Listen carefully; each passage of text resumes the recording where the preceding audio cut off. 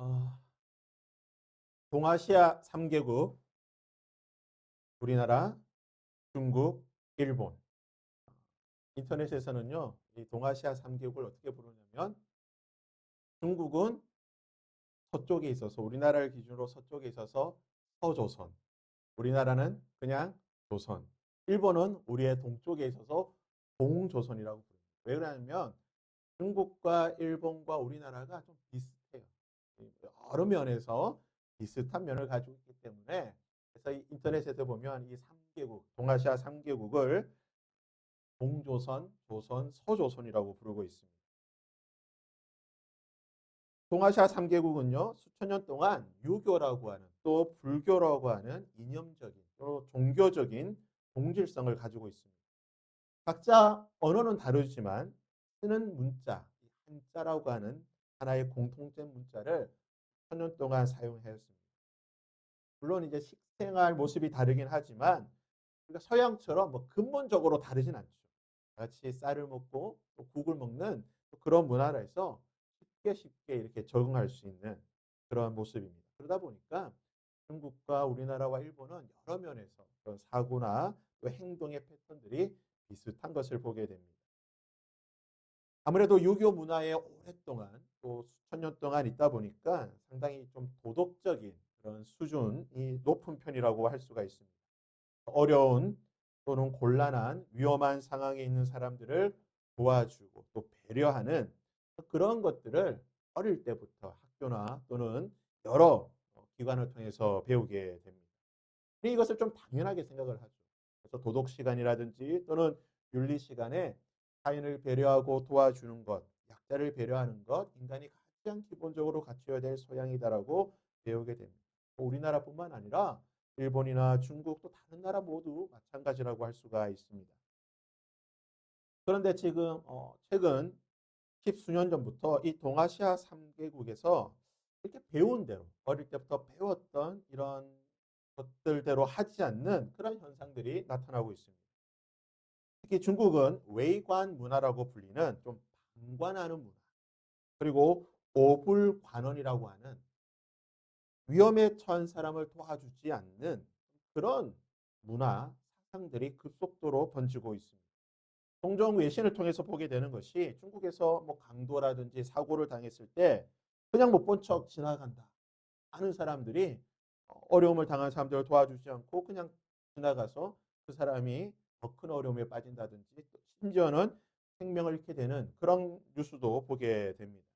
이것은 중국뿐만 아니라 일본이라든지 또는 우리나라에서도 요즘 왕왕 보게 되는 현상입니다. 타인에 대해서 무관심하고 신경 쓰지 않는. 분명 우리는 학교에서 또는 가정에서 타인을 배려하고 또 그들을 도와주어야 된다는 것을 배우는데 현실에서는 전혀 그렇지 않는 모습을 보인다는 것입니다.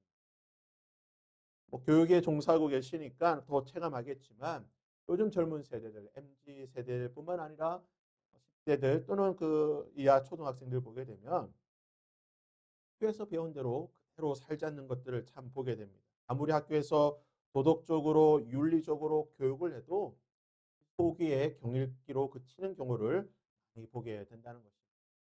문제는 이러한 현상들이 어떤 윤리적인 도덕적인 또는 사회적인 현상으로 그치는 것이 아니라 우리 신앙인들, 그리스도인들조차도 우리의 믿음의 영역에서 이런 모습들을 보게 된다는 것입니다. 우리가 매주일 설교를 통해서 또는 매일 읽는 그 말씀을 통해서 우리는 하나님의 백성으로 하나님의 자녀로 살아야 된다라고 하는 그러한 도전들 또는 그러한 교훈들 그러한 말씀들을 듣고 배우고 또 결심을 하게 됩니다. 하지만 실제로 우리가 삶의 영역에서 어떻게 살고 있습니까? 우리가 들은 하나님의 말씀대로 또는 우리가 읽은 하나님의 말씀대로 그대로 우리가 그것을 우리의 삶에 적용하고 살고 있는가? 우리가 냉정하게 우리의 모습을 살펴보게 되면 그렇지 못하다라는 것을 고백할 수밖에 없다라는 거죠. 그래서 많은 그리스도인들, 뭐 저뿐만 아니라 아마 대부분의 그리스도인들이 믿음과 삶이라고 하는 이 두 영역에서 오는 괴리감.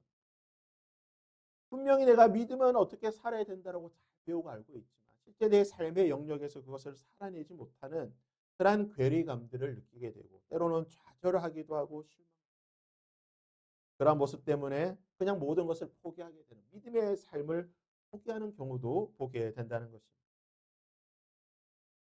연말 연초가 되면 우리가 작심삼일이라고 하는 그런 말들을 많이 쓰게 됩니다. 연말 연초가 되면 다 결심을 하죠. 다이어트를 해야 되겠다. 저녁에도 먹긴 했지만 저녁까지만 먹고 내일부터는 다이어트 해야지. 다이어트 결심을 하게 됩니다. 운동을 해야 되겠다. 또 영어 공부를 해야 되겠다. 다들 그럴듯한 계획을 가지고 있습니다. 하지만 작심삼일이라는 말이 왜 생겼겠어요? 여러분 인류의 수천 년 역사를 통한 그 지혜가 농축되어 있는 단어죠. 작심삼일. 우리가 아무리 결심한들 3일은 쉽지가 않다는 거죠. 신앙도 마찬가지입니다.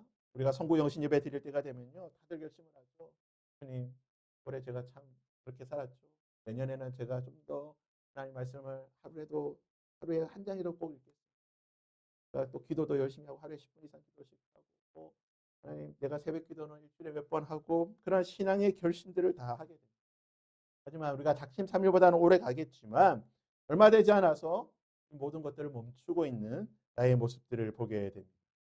그렇게 시간이 흘러가게 되고 또 연말이 되고 또 송구영신을 하게 되면 또 자신의 그런 모습들을 보고 또 주님 앞에서 또 주님 잘못했습니다. 계속되는 수십 년의 또는 수년의 그런 패턴들을 반복하게 되는 거죠. 뭐 아닌 분들도 계시겠지만 많은 경우에 그런 패턴이 반복된다는 것입니다. 올해 우리 교회 표어를요, 2025년 표어를 우리 공동체가 올 한 해 동안 2025년은 좀 어떤 각오로, 어떤 마음의 태도로, 어떤 삶의 모습을 가지고 살아야 될까? 제가 생각하면서 특별히 오늘 이 말씀을 통해서 우리의 올 한 해 우리가 어떤 마음가짐으로 어떤 삶의 태도를 가지고 살아야 되는지를 정해 보았습니다. 그래서 올해 우리 교회 표어가요. 아직 펴지진 않았지만 DNA입니다. 뜻은요. do and 행함 본능.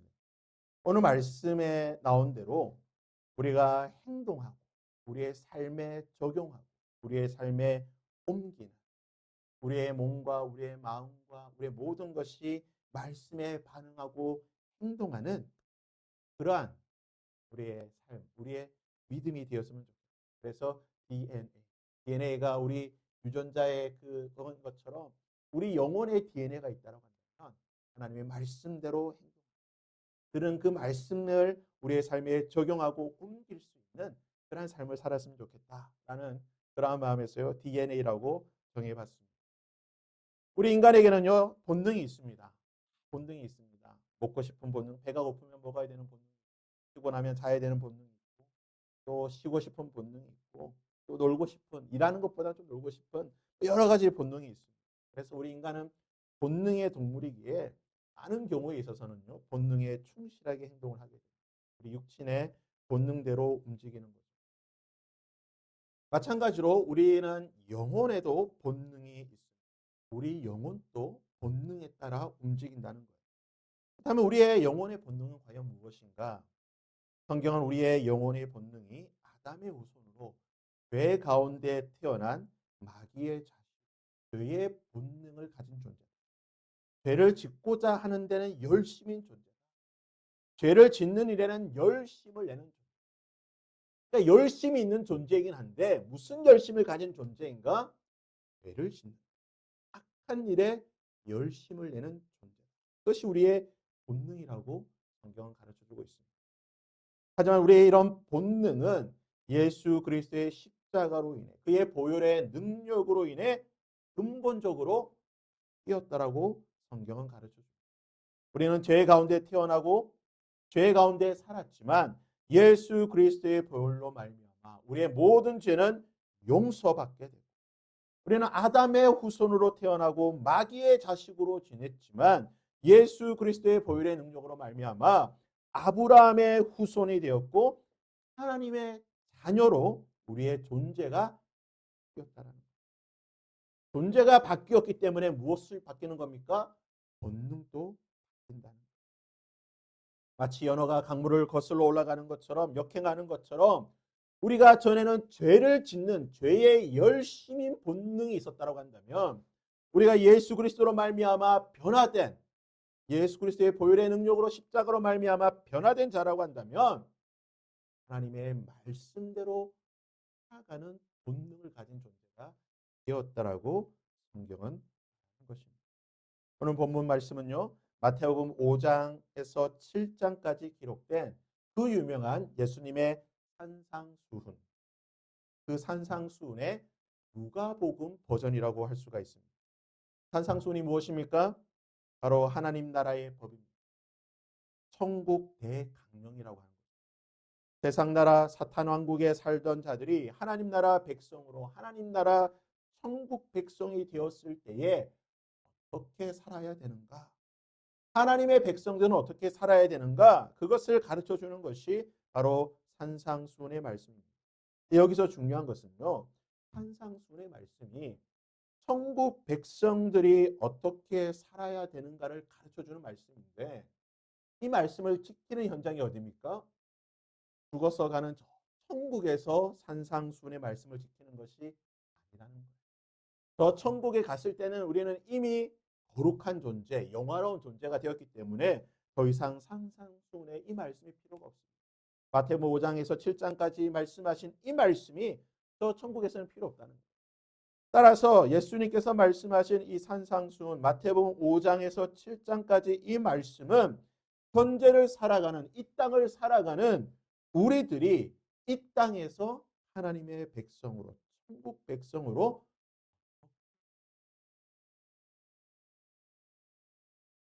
산상수훈의 내용은요. 마태복음 5장에서 7장까지 그리고 누가복음 6장에 자세히 기록이 되어 있습니다. 그 세부적인 내용들은 제가 다 말씀드리기는 지금 시간이 없으니까 또 많이 들어봤기 때문에 넘어가도록 하고요.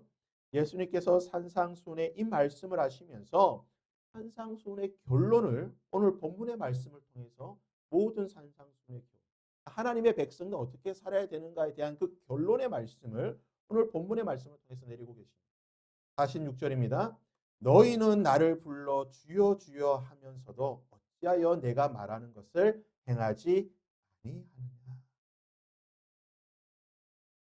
산상수훈이 마태복음 5장 서론 부분에 있기 때문에 우리는 보통 이 산상수훈을 예수님의 사역 초기에 예수님께서 이제 공생의 3년을 시작하시면서 그 사역 처음 초반부에 한 말씀이라고 보통 많이 생각을 하게 돼요. 왜냐하면 마태복음 5장이 있다 보니까 그렇게 생각을 하게 되는데요. 성경학자들은 이 산상수훈의 말씀, 예수님의 사역 중반기 또는 중후반기에 예수님이 사역 공생애를 2년째 되는 또는 2년째 넘어가는 그 즈음에 이 말씀을 하셨다고 보고 있습니다. 즉 예수님께서는 예수님의 수많은 기적들을 경험한 사람, 예수님의 여러 비유와 가르침의 말씀을 들었던 사람들, 그리고 예수님께서 제자로 불러주시고 그 공동체의 일원으로 불러주셔서 예수님을 그동안 1년 또는 그 이상의 시간을 예수님을 따라다녔던 사람들, 그리고 오늘 본문의 말씀처럼 예수님을 바라보면서 주여 주여 메시아여 그리스도여 선생님이라고 부르면서 따라다녔던 사람, 그들에게 지금 이 말씀을 하고 계시다는 거예요. 이 사람들은 누구입니까? 그들은 그동안 예수님을 만나기 전에는 바리새인들의 가르침을 들었던 사람입니다. 서기관들과 대제사장들의 가르침을 들었던 사람. 그들을 선생님이라고 부르며 그들을 주라고 부르면서 그들에게 배웠던 사람이었습니다. 하지만 그들이 예수님을 만나고 난 뒤에는 예수님에게 가르침을 받고 예수님의 말씀을 들었던 자들입니다. 그들이 예수님의 말씀을 들었을 때에 1년이라고 하는 시간 동안 또는 그 이상의 시간을 예수님의 수많은 기적을 보고 예수님의 말씀을 들으면서 그들이 예수님의 말씀에 대해 어떻게 생각하고 있었는가? 마태복음 7장 28절을 보면요. 예수께서 이 말씀을 마치심에 무리들이 그의 가르치심에 따라고 말하고 있습니다. 마가복음 11장 28절에도 이는 무리가 다 그의 교훈을 놀랍게 여겼다. 계속해서 마가복음 12장 37절에 많은 사람들이 예수님의 말씀을 즐겁게 들었다라고 말하고 있습니다. 무슨 말입니까? 그들은 예수님의 말씀을 들었을 때에 천국 복음, 이 놀라운 말씀들을 들었을 때에 때로는 그들이 두렵기도 하였고 때로는 그들이 무섭기도 하였고 경외하는 마음이 있었지만 그들이 이 말씀을 즐겁게 들었다는 거예요. 하나님의 말씀을 즐겁게 두렵고 경외한 가운데에 감사와 즐거운 마음으로 하나님의 말씀을 들었고 그렇기 때문에 그들은 예수님을 바라보며 주여 주여 선생님 선생님이라고 부르면서 예수님을 따라다녔어요. 무려 1년이 넘는 시간. 그런 그들을 바라보시면서 예수님께서 하시는 말씀이 무엇입니까? 47절의 말씀. 내게 나와 내 말을 듣고 너희들이 나의 말을 그동안 들으면서 나를 주여 주라고 부르면서 내 말을 즐겁게 듣고 따라다녔지만 그것이 중요한 것이 아니라 이제는 너희들이 내게 나와 내 말을 듣고 행하는 자가 되어야 한다. 우리는 이 말씀에서 아주 중요한 한 가지 사실을 기억해야 됩니다. 우리는 보통 행함에 대해서 이야기할 때에 우리가 행함이 없다라고 하면 보통 어떤 생각을 하게 됩니까? 어떤 이야기를 많이 그동안 들었습니까? 아, 행함이 없는 믿음 하면 무슨 믿음입니까? 듣기는 많이 들었는데 교회에서 여전히 많이 듣고 매일같이 성경 말씀을 들었는데 행동하지 않아요. 그러니까 듣기는 많이 들어서 우리의 머리는 아주 큰데 행하지 않아서 우리의 손과 발은 아주 작은 그런 기형적인 그런 모습들 그런 믿음들이 행함이 없는 믿음이라고 우리는 보통 많이 생각하게 되고 또 그런 개념으로 우리는 많이 그런 이야기들을 듣고 있습니다. 근데 지금 예수님의 말씀은 전혀 다르게 말씀을 하고 계십니다. 예수님이 뭐라고 말씀하고 계십니까? 내게 나와 내 말을 듣고 행하는 자마다. 행함이 있는 믿음이 무슨 믿음입니까? 야고보서에서 야고보가 말하였던 살아있는 믿음, 하늘 움직이는 믿음, 놀라운 기적을 일으키는 하나님의 위대한 그 살아있는 믿음은 어떤 믿음이냐? 그것은 행하는 믿음이긴 하지만 동시에 무슨 믿음입니까? 듣는 믿음. 듣고 행하는 믿음이 돼요. 오늘 본문의 말씀을요. 제가 헬라어 원문을 찾아보니까 듣고 행한다. 동사가 두 개잖아요. 듣고 행한다. 그러니까 똑같은 시제와 형태를 가지고 능동태, 분사형으로 둘 다 똑같은 단어를 쓰고 있습니다. 시제를 똑같은 시제를 쓴다. 무슨 말입니까? 예수님께서 말씀하실 때에 믿음에 대해서 말씀하실 때에 듣는 것과 행하는 것을 똑같은 레벨에 놓고 말씀하십니다. 듣는 것이 좀 낮고 행하는 것이 높은 것이 아니라 듣고 행하는 것을 똑같은 레벨에 놓고 너희들의 믿음이 듣고 행하는 믿음이 되어야 된다라고 말씀하고 계시다는 거예요. 그러기에 우리는 잘 듣는 믿음이 되어야 합니다. 어떻게 들어야 됩니까? 열심히 들어야 됩니다. 끊임없이 들어야 됩니다. 쉴 틈 없이 들어야 됩니다. 속된 말로 귀에 딱지가 생길 정도로 하나님의 말씀을 들어야 한다는 것입니다. 이것이 가장 중요한 것입니다. 이 듣는다라고 하는 단어의 헬라어 원문에 보게 되면 아쿠라고 하는 단어를 쓰고 있는데요. 이 단어의 뜻은 모든 것을 다 듣는다. 그러니까 우리가 영어로 보통 이제 듣는다라고 할 때 hear와 listen을 쓰잖아요. 그러니까 hear는 그냥 우리가 일상적인 것을 듣는 거고 listen은 좀 집중해서 듣는 걸 표현할 때 쓰는 표현인데 이 아코란 단어는 hear와 listen 두 가지를 다. 그러니까 그냥 듣는 것뿐만 아니라 집중해서 듣는 것. 누군가의 연설을 듣고 누군가의 소문을 듣고 누군가의 말을 듣고 지나가는 말을 듣고 집중해서 듣고 이 모든 것을 포함하는 것이 바로 받고 듣는다는 뜻입니다. 무슨 말입니까? 우리는 하나님의 말씀의 모든 형태의 말씀을 들어야 한다는 겁니다. 때로는 목회자의 설교를 통해서 해석되는 하나님의 말씀을 들어야 합니다. 때로는 나의 눈을 통해서 문자로 된 하나님의 말씀을 읽음을 통해 하나님의 말씀을 들어야 합니다. 때로는 하나님의 말씀을 암송함으로 하나님의 말씀을 들어야 한다는 거죠. 때로는 하나님의 말씀을 내 손으로 쓰면서 하나님의 말씀을 들어야 합니다.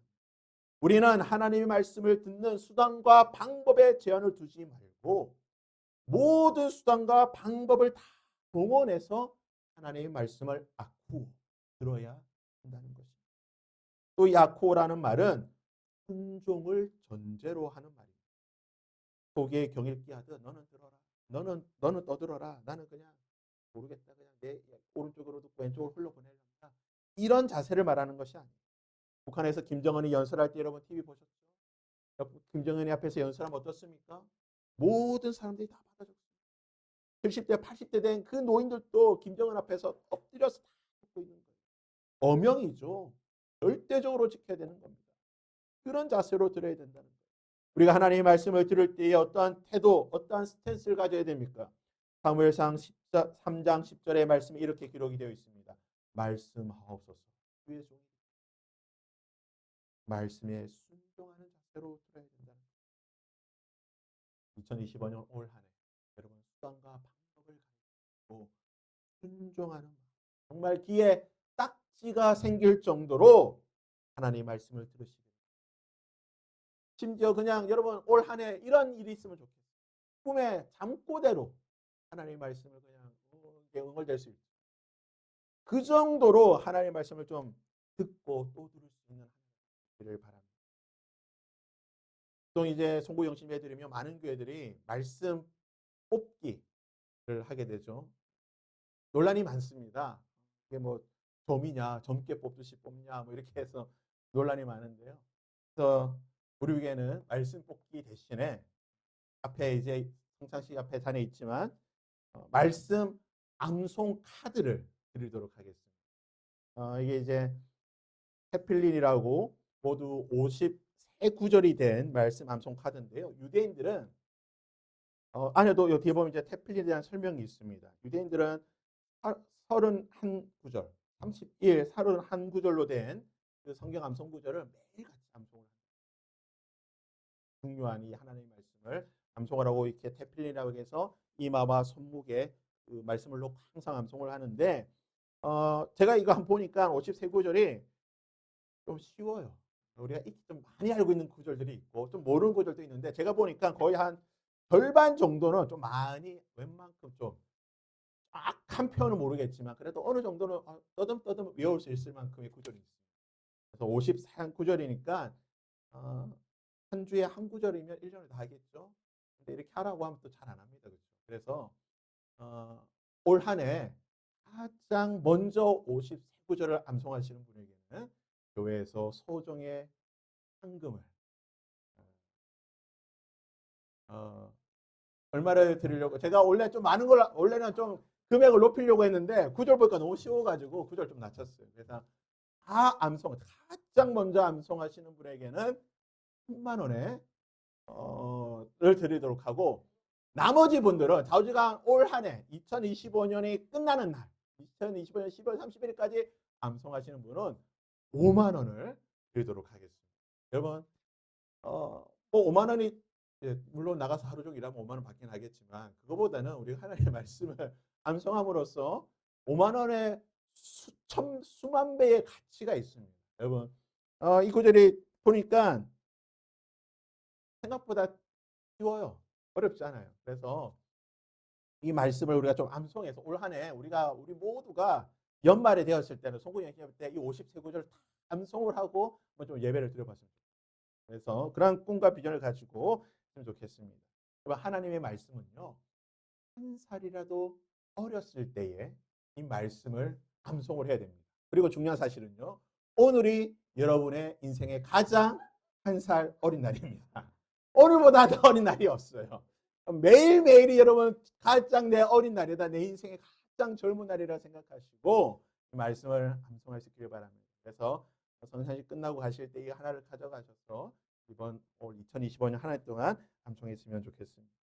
자, 우리가 하나님의 말씀을 듣고 수없이 끊임없이 듣고 수단과 방법을 가리지 말고 듣고 무엇을 해야 됩니까?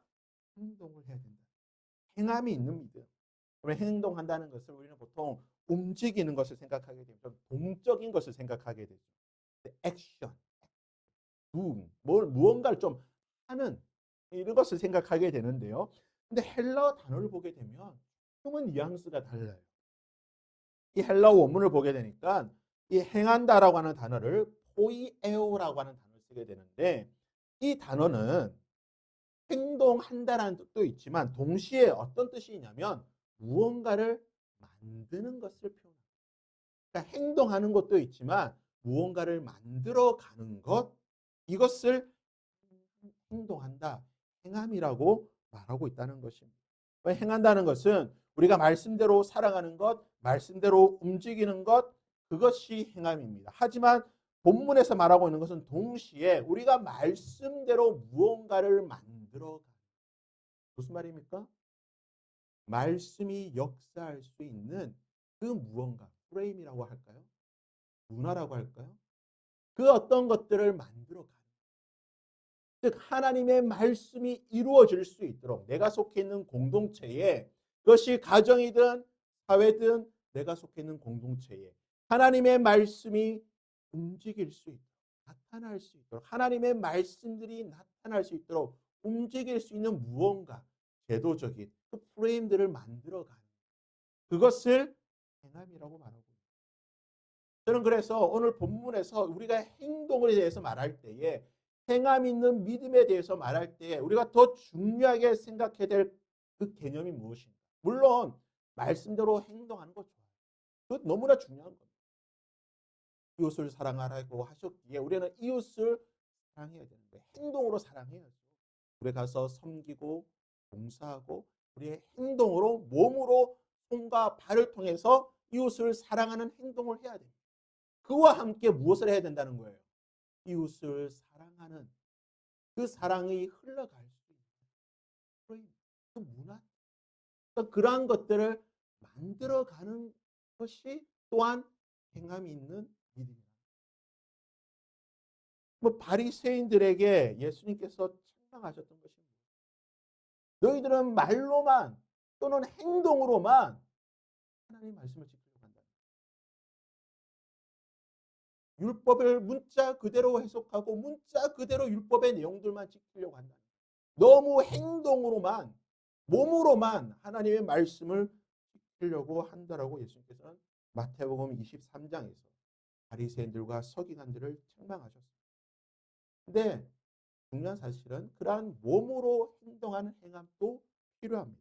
예수님께서는 바리새인들의 그러한 율법적인 몸으로만 움직이는 그러한 행함에 대해서 책망하셨긴 하셨지만 마태복음 23장 3절에서 다윗을 친저 외식하는 서기관들과 바리새인들이여 너희가 박하와 회양과 근처에 11조는 들이되, 율법을 그대로 들이되 율법에 더 중한 바 정의와 긍휼과 믿음은 저버렸더라.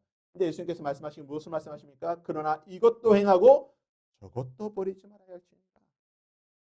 그래서 우리는요, 바리새인들처럼 어떤 몸을 통해서, 행동을 통해서 하는 그 말씀을 지키는 것을 지키는 것도 중요합니다. 그것도 반드시 필요합니다. 하지만 그와 함께 더 중요한 것은 무엇입니까? 하나님의 이런 말씀들이 율법에 더 중한 바 정의와 긍휼과 믿음이 나타날 수 있는 그러한 환경, 그러한 프레임, 그러한 문화, 그러한 어떤 패턴들, 그러한 것들을 만들어 가야 된다는 거예요. 한국교회의 문제점이 무엇입니까? 한국교회가 가장 오늘날 한국 사회에서 문제점이 무엇입니까?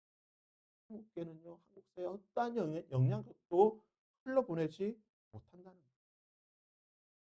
한국교회가 한국 사회에 어떠한 영향력도 흘러보내지 못합니다. 교회가 가지고 있는 그 놀라운 하나님의 말씀의 능력, 또는 하나님께서 주신 그 풍부한 그런 믿음의 능력들이 있음에도 불구하고 오늘 한국 사회의 교회가 그것들을, 영향력들을 흘러보낼 수 있는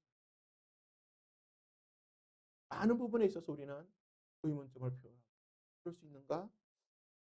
그런 생각들을 하게 된다는 것.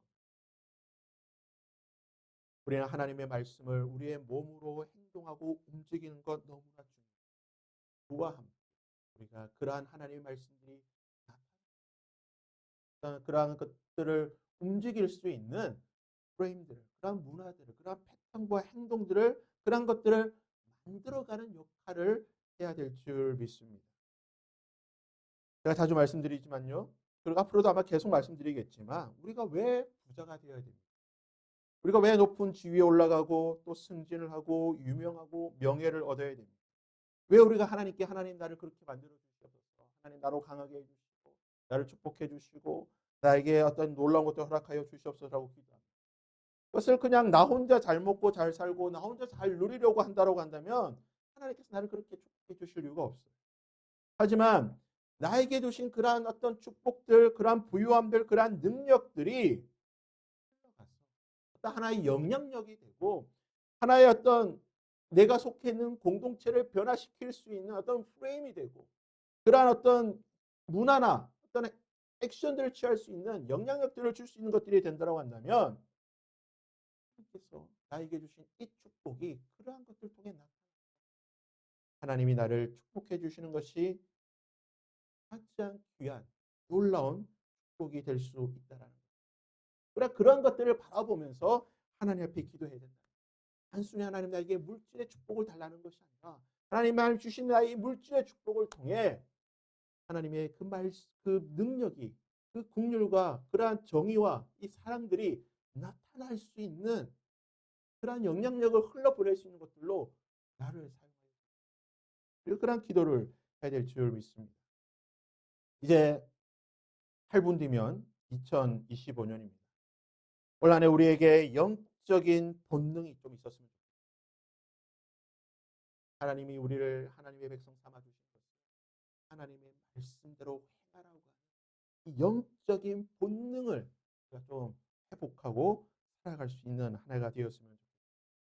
그래서 말씀드린 대로 우리가 행함이 있는 이 행함이라고 하는 것은 하나님의 말씀을 들음으로 끊임없이 듣고 이 말씀이 우리의 삶 속에 정말 체화되고 우리의 삶 속에 녹아들어 이 녹아든 하나님의 말씀이 올 한해 우리의 삶을 통해 우리의 공동체를 변화시키고 우리의 공동체가 내가 속해 있는 그 공동체가 하나님의 통치와 다스리심 아래 들어갈 수 있는 그러한 어떤 영향력을 흘러 그러한 행함이 될 수 있고 올 한해 우리의 삶이 그러한 일에 쓰임 받을 수 있는 한 해가 되었습니다. 올 한해 우리가 2025년을 다 마치고 난 뒤에 이렇게 또 송구영심에 드릴 때 송구영심에 드릴 때에 우리 한 해를 살펴보면서 내가 속해 있는 곳, 나의 가정과 또 교회와 또 직장과 또 여러 그 공동체 속에서 얼마만큼의 그곳에 세상의 규범들과 법들과 마귀의 그 영향력들이 있던 그곳에서 하나님의 통치와 주권이 얼마만큼 회복되고 나타나 나의 어떤 그 행함을 통해 변화되고 있는지를 우리가 좀 살펴보고 고백하고 간증할 수 있는 성구영신이 될 수 있기를 바랍니다. 그러한 은혜가 저와 여러분의 있기를 주님의 이름으로 부탁드립니다.